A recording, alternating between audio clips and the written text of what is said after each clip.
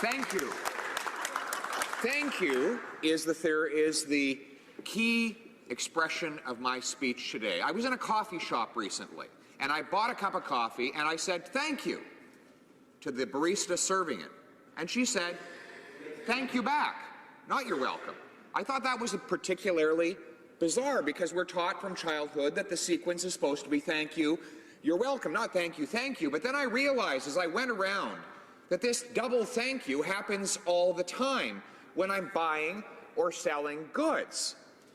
And I finally stumble upon an explanation from the economist Stephen Horowitz as to why this double thank you occurs.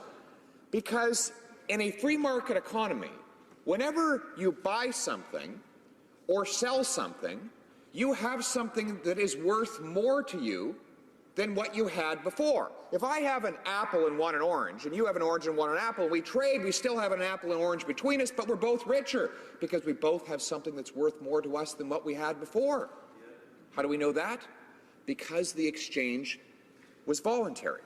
Neither of us was forced to trade the apple for the orange. We each did it by volition because we wanted the product that the other person had.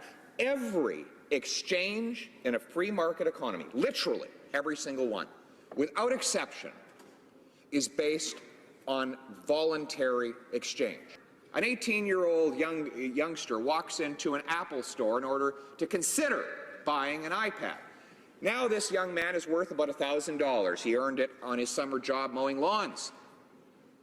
The company he's dealing with is worth $878 billion, almost $1 trillion.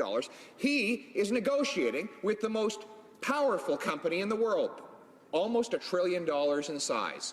How could that negotiation ever be fair? The answer is voluntary exchange.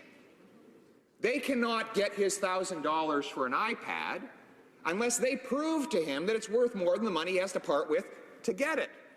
By contrast, he can't get the iPad unless he can convince Apple that the $1,000 is worth more to the company than is the product they have to part with in order to get it. In other words, this system of voluntary exchange takes the most powerful company in the world and lowers its power to the level of an 18-year-old with barely enough money in his bank account to pay for a tablet. Now, imagine they entered a different universe. Government.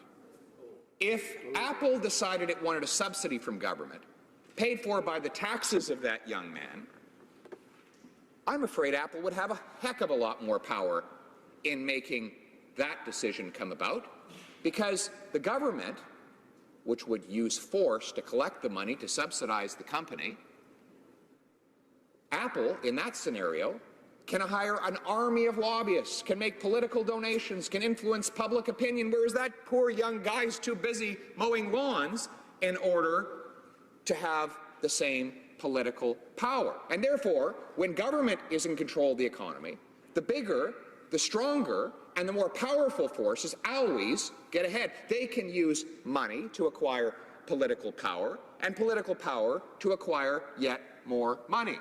And that is why countries with big governments typically have much more poverty and much bigger gaps between rich and poor. To offer someone else something worth more to them than what it costs. That is the free market. That is true empathy. And that is the way that we build a just and prosperous society.